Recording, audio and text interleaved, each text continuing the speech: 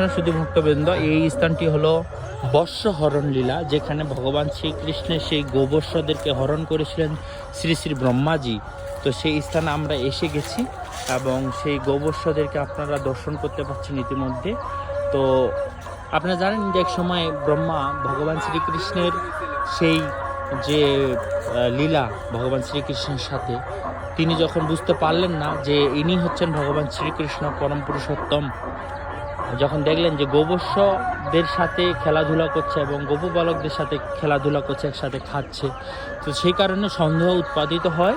তারপরে তিনি সমস্ত গোবর্ষ এবং গাভীদেরকে তিনি হরণ করে রাখেন।